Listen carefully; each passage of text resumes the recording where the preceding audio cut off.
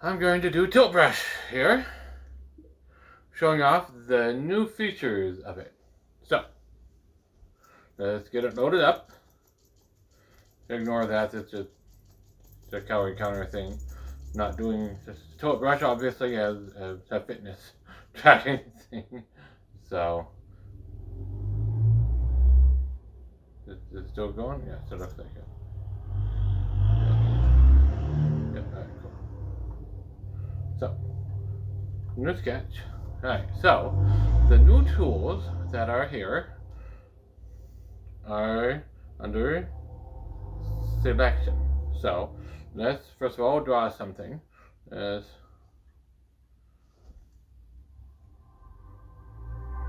just draw a random light shape, and let's add more physical element also. So let's say I wanted like that. Okay. So now with the selection tool, how it normally works to before is you have to select everything, and then you can grab and move, resize, and place it. And then if you want to deselect it, gotta to click out here, and let's say I wanted that part moved individually, select it, move it, right? So, and then I go, I don't want to do that. Let's undo that. There we go. But now, with the selection tool, I have a group selection and flip selection options. So I can select everything, and now I can group the selection. Now I deselect. Now I just need to select one part and to select the entire group of objects. And then if I want to ungroup, same thing. Now they are separate objects again, and I can select only that, move it. I can select only that and move it.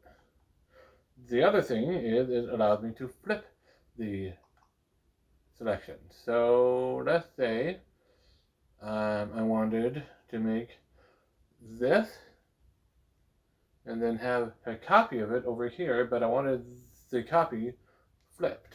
Well, now I can just go and flip the deselection, and it's automatically mirrored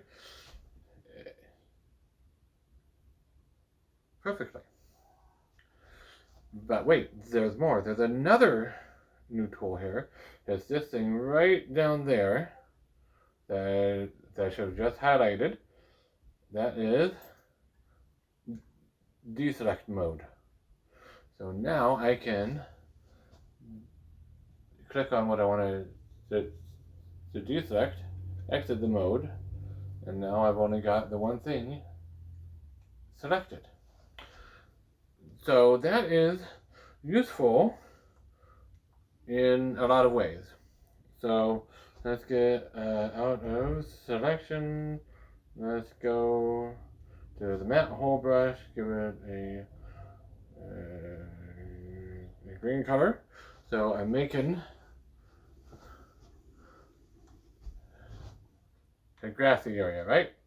So what I like to do is I do the coarse bristles as the actual grass, the texture part, and I just kind of randomly spatter it on there. And let's say, for example, I were doing something like my Mimikyu thing, where I made the Mimikyu, and I placed it right down in there. So I'm not going to actually recreate a Mimikyu right now. That would be more time than I want to spend right now, but let's say I had a relatively complex shape here. And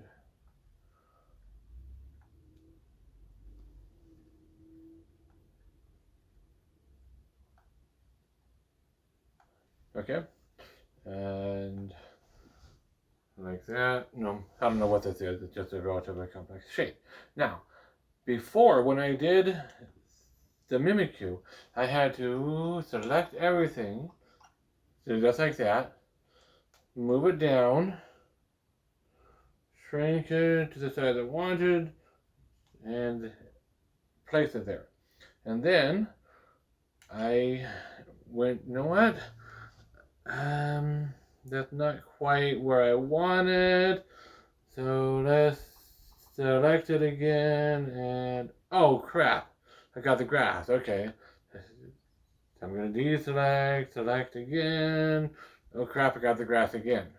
Right, well, now I can do this. I got the grass, right? Go into deselect mode, click the grass, exit deselect mode.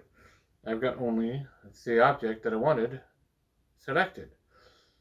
Before, it was a hassle trying to only select that when it was surrounded by the coarse bristles.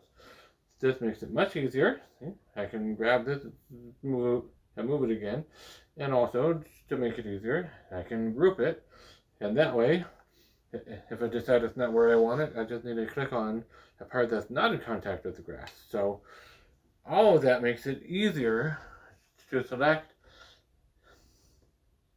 and manipulate objects. The other new feature is in more options, labs on the Quest. On the PC is more straightforwardly accessible, but it is here, Media Library. So click on Media Library, and I don't have anything loaded in here right now, but there you can do images and videos. So I can bring in an image. This is obviously a ping image with a transparent background. It's transparent on the back and opaque on the front. In the video, there's a sample video here as well. I click on that. I can bring it out and it plays. And as long as it's my current tapped on thing, I can play or pause. See?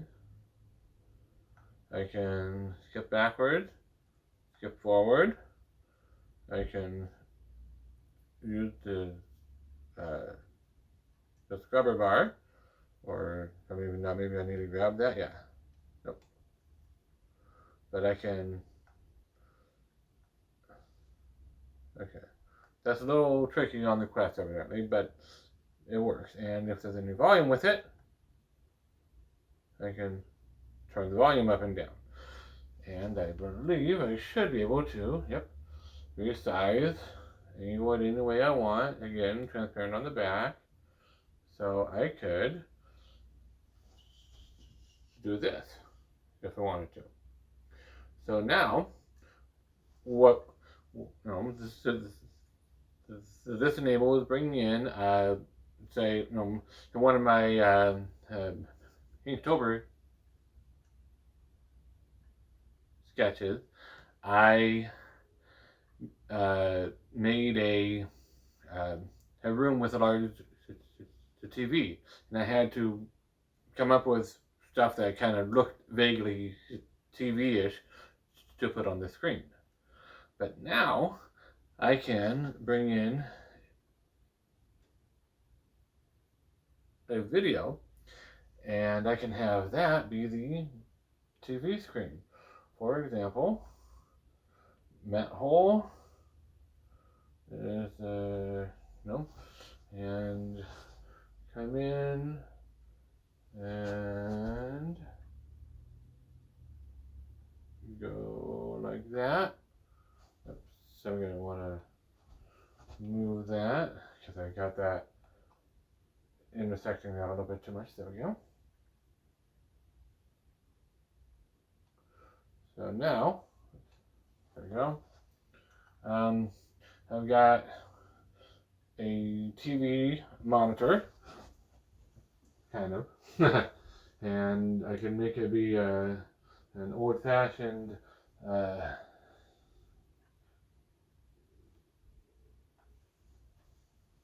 CRT style. Well, and let's go. Let's give it a shiny for this. Bring that side down a little bit. Give it controls. See? Shrink that down. Go to wire.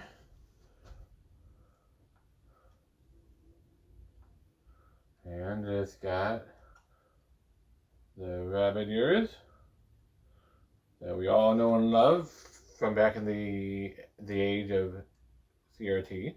And now I've got a working TV in the virtual environment that I can have this guy here seated in a chair watching it. Or I can have, instead of incorporated in the scene, this video could be a reference video for what I am trying to make. Maybe I'm trying to learn a new technique, and the video that's on YouTube, I downloaded, I stick it in my library, and then I can load it up in here, and I can have it over here, so that I work here, I pause it after I watch the step I want to do, and then I try doing it, and then I press play again to get to the next the stopping point where I try. You know, all that works. So these are very cool tools, and the images we had already. I just haven't really been using it yet, but let's get rid of all this now. That's the fun way of deleting things. And tilt brush is just grabbing it and throwing it away. And it disappears and it is deleted. So those are the new tilt brush features, and I think they are going to come in very handy. And also, this is a test of my phone's ability to record while I do this, so we'll see. But yeah, those are very useful additions to this. I don't know if there are any secret additions that weren't there before that just weren't announced. I kind of don't think that there were, but one tool that I would love to have is the ability to make a sphere, but I can't. See, on the PC, if I do that twice, I make a sphere. On the Quest, the most I can get with the whole brushes is a disc or a gem shape.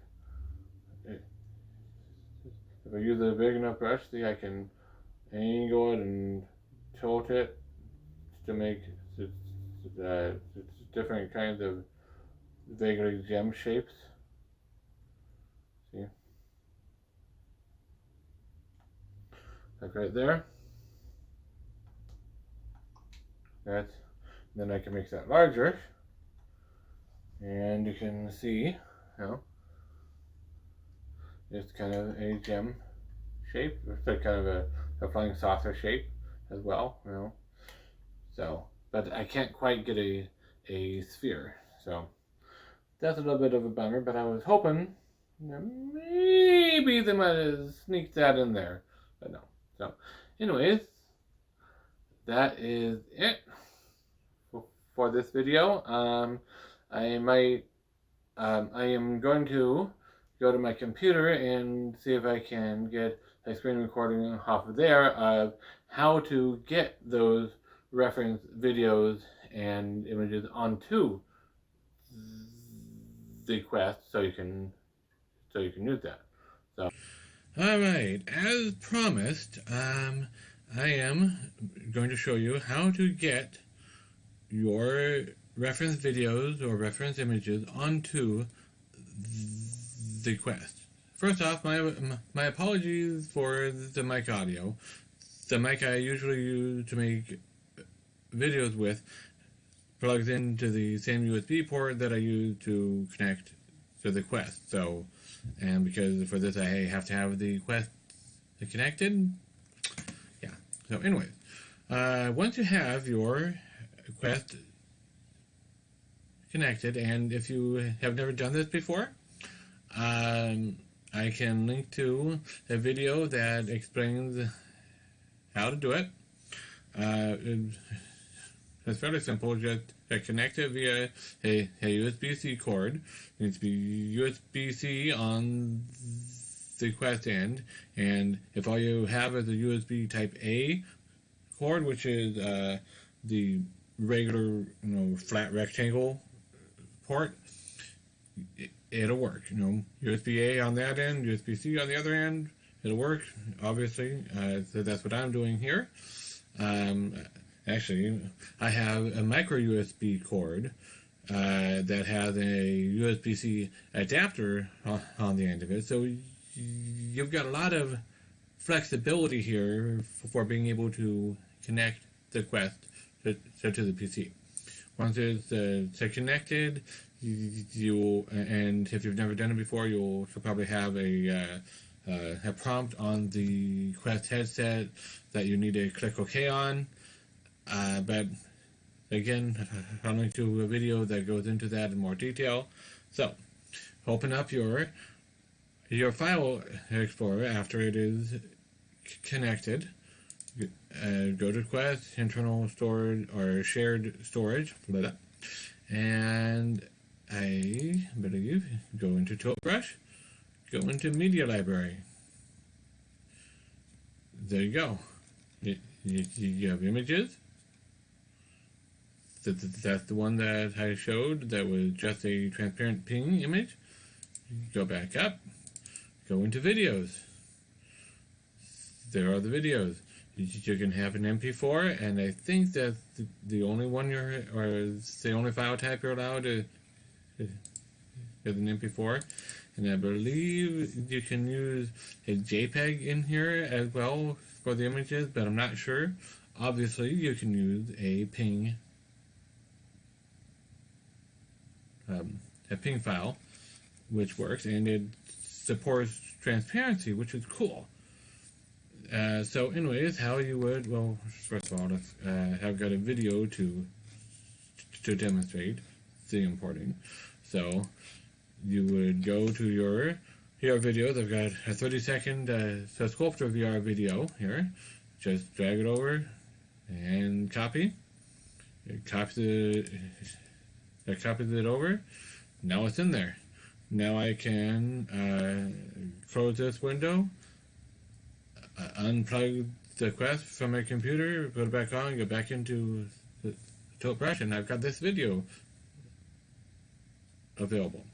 It's pretty easy. It's pretty quick and easy. But it does have a little bit of friction because you got to physically connect it to your computer, and you got to download whatever video to your computer and then move it into the Quest directory and all that, which isn't that hard, but it is a little bit of friction. There is a way to do it from within the Quest itself, but you need to be comfortable with sideloading, because you will need to sideload a file explorer on the Quest. I have not done that yet because I don't find to this part here too irritating. So do it this way. But if you want, you can sideload a file explorer app onto your Quest, and then you can just go to a website in the Oculus browser, download the image, download the video from within VR, then open up the file explorer, and find it in your Android download area, and then transfer it into the Topbrush Media Library folder. And the exact same process, you're just doing it on the Quest directly as opposed to hooking it up to a computer first. So that's pretty easy, right? I mean, it's so easy a caveman could do it. So don't tell Geico I stole their slogan. So anyways, and I will link to a video, I believe Tyco Tech has a video about installing a file explorer. So I will make sure I link to that in the description, and I'm even put one of the little pop up on the screen things as well. So thank you for watching. Please remember, like and subscribe, share, send me money, send me chocolate, whatever. And I'll see you guys later.